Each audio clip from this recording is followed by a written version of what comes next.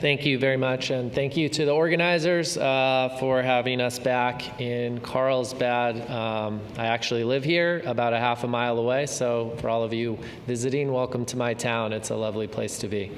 So my name is AJ Bergman. I'm the Chief Financial Officer of Capricor. I've been with the company 11 years. Capricor is a spin-out of intellectual property of Johns Hopkins University, and we're developing cell and exosome-based therapeutics. We're a publicly traded company listed on the NASDAQ. Our ticker is CAPR. So this is just a table of contents. We've been in the biotechnology arena now for well over 15 years, focused primarily on the development of a cell therapy for the treatment of Duchenne muscular dystrophy, which I'll spend 90% of my talk updating you on that data. That trial is in an ongoing pivotal phase 3 study in the United States. We're also developing exosome-based therapeutics for the treatment of rare diseases. As I mentioned, out of Johns Hopkins University, originally we have a strong IP portfolio. We've been able to raise about $150 million to date through the public and private markets, as well as about $80 million in non-dilutive funding from grants and or business development dollars. And we have a strong commercial partnership established. So I'll walk you through all these specific points. So here's a quick snapshot of our product pipeline. CAP-1002, which I'll tell you about, is now in phase 3 development. It is a 60-patient phase 3 study being run in the United States. We're anticipating the completion of enrollment in the fourth quarter of this year with a data readout in late 2024. And then a variety of different indications on our exosome platform. Exosomes are the communication system of the body, and a lot of cell therapy companies have harnessed specific exosomes from their cell type and or taken and engineered an exosome concept. We're focused on engineering exosomes. We believe in the power of them to deliver contents safely into the cytoplasm of a cell. They can be targeted. It's a very interesting modality. So Duchenne, and it was nice to follow some of the research from Nationwide Children's, which really is one of the world leaders in the development of technologies for Duchenne muscular dystrophy. But we haven't cured this disease yet. It is a very complex disease, and a lot has gone on clinically. And Capricor's spent the better part of 5 years in our development efforts for this process. We've now run 3 clinical trials, successful, phase 1, phase 2, and an open label extension. Our phase 2, which I'll share that data in a moment, was published in The Lancet last year. We have RMAT designation, we have orphan drug designation, and we qualify for a rare pediatric voucher. We are manufacturing our cell therapy in-house. We're based in Torrey Pines, right down the road. We've built a small GMP commercial stage manufacturing facility. That's really got us, and the hope is to launch that product from that facility or our other facility in Los Angeles. We have a nice partnership established and key advocacy relationships. And it goes without saying, and in many of these rare diseases, the advocacy community is extremely strong in the Duchenne muscular dystrophy space. And they're very, some great parents and people working hard with companies, with the FDA, to try to advance these therapeutics through clinical development. So what is CAP-1002? And I've been at this meeting, and I think I presented a decade ago now, and now we have a lot more gene therapy companies here. We're a true cell therapy company. It's not a stem cell. It's an allogeneic stromal cell population of endogenous cells from the heart. We actually obtain human cardiac hearts through organ procurement organizations. One heart is generating hundreds of doses. Hopefully in a commercial setting, we could be in the high hundreds, if not thousands of doses. From this heart, we put them through a variety of passages, through a variety of steps from explant to cardiosphere-derived, and then they come down into what we call cardiosphere-derived cells. They function a little bit like a local drug delivery system in that they release exosomes. Exosomes traffic to the sites of injury. They're immunomodulatory, anti-fibrotic, and pro-regenerative. So when you have a disease like Duchenne, you have chronic inflammation outside of the fact that they're not producing dystrophin. And it's critical to maintain that level or reduce that inflammation, which ultimately does move into a fibrotic status. We've been in over 200 patients to date, and the drug has shown to be very, very safe. So Duchenne, my previous speaker probably talked about it a little bit, but essentially it's a devastating rare disorder that afflicts approximately 15 to 20,000 boys in the United States, 200,000 boys worldwide. There's no cure.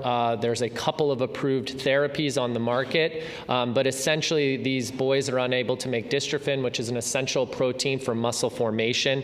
Over the course of their life, they lose their ability to walk, to use their upper limbs, and of course it leads to more downstream effects such as cardiomyopathy and respiratory issues. Without dystrophin, your muscles are basically unable to function properly. I like to think of it as the bumper on your car.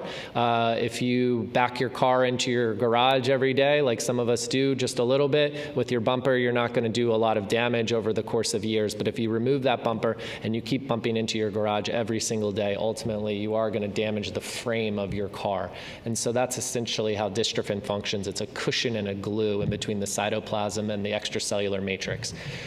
Secondary to that is inflammation. And as I mentioned, we haven't fully cured Duchenne, and we hope to be able to do that as a field with the help of everybody in this room and everybody working on it. But that inflammation is critical to maintain, to reduce, to slow down, because if you don't, you ultimately have dead tissue and fibrosis, and it's irreversible.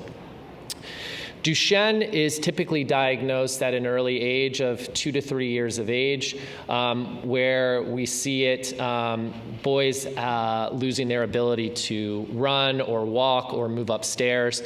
Throughout their early adolescence, they lose more milestones. Typically, they go off their feet and they become non-ambulant in their teenage years. The one therapeutic or drug that has worked in Duchenne very successfully is steroids. Being an anti-inflammatory, these boys are typically on steroids, at least in the United States, from an early age throughout the duration of their life. But being on long-term steroids comes with it many, many side effects. And if it was just a cause of inflammation, then steroids would cure it. We know that's not true. But they have prolonged life and have extended out certain milestones. As these boys move through development, they lose upper limb function and then cardiovascular failure and et cetera. So it's a very devastating disease. Capricor is treating the non-ambulant patients with Duchenne muscular dystrophy. These are older boys, but they want to live healthy, happy lives just like any young man would want to do that's 14, 15, 20. They want to go out, they want to be able to use their phones, they want to be able to feed themselves,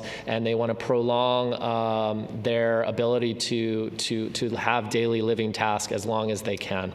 And so that's where Capricor is focused on right now in the non-ambulant patient population. A lot of therapeutic development is focused on earlier stages of coming in the earlier sequence of the disease, which we can all understand. But of course, treating these non-ambulant boys is critical to extending, hopefully, their life and preserving their daily functions and having a better quality of life. So we ran a phase 2 study. I'm going to walk you through this data very, very quickly. It was done in the United States. It was a randomized, double-blind, placebo-controlled study. We infused 150 million cells of CAP-1002 intravenously into boys with Duchenne. There was a placebo arm, 1-to-1 randomization at 9 sites, approximately 20 subjects in this trial. Average age was 14 years of age, and 80% of them were non-ambulant. So again, in that later process of the disease. A study was published in The Lancet 1 year ago now. What you have here on the left is the performance of the upper limb, the mid-level dimension. This is an endpoint designed specifically for boys with Duchenne muscular dystrophy, assessing upper arm mobility. This was our primary endpoint in this study, looking at mainly the elbow dimension. We're now expanding out, looking at the full arm. But you can see here with just a small study, high statistical significance. The red is the placebo group. As you would expect, they are declining quite substantially over the course of a year. And the blue, you're seeing stabilization, if not improvement. On the right is left ventricular ejection fraction. This is a measurement tool, really the gold standard to measure cardiac function. It's the amount of blood that's ejected after each beat. The red is the placebo group declining, and you see the blue stabilizing, if not improving, with high statistical significance. This is extremely impactful for boys with Duchenne muscular dystrophy. Cardiomyopathy is the leading cause of death. They do develop heart failure, like we were all heard of, and essentially slowing that down or improving anything related to cardiovascular symptoms is absolutely critical. This is our national PI, Dr. Craig McDonald at the University of California, Davis, and one of our patients. But summing it up very quickly, and we have obviously lots more data to back this up. And this is a short presentation, but CAP-1002 is showing an ability to slow down the progression of Duchenne muscular dystrophy. We're wanting to put patients on it earlier. They would potentially, in the commercial setting, of course, be receiving multiple treatments over the course of their life. We have an open label study ongoing where we have patients entering their 4th year of treatment. That's 16 doses of our therapeutic, and that data was recently presented and continues to show benefits both in cardiac function and skeletal muscle function. And the safety profile is again been shown to be very safe and well tolerated throughout the duration of our studies. We recently met with FDA and aligned on our path to the filing of a biological license application. This is obviously one of the more critical steps in all of biotechnology development. Our phase 3, as I mentioned, is ongoing. I'll walk you through the scheme of that trial. What we expect, most importantly, to have an interim futility analysis in the 4th quarter of this year with data 1 year later. Here is a breakdown of that study. It's a 60-patient study being run at 20 sites in the United States.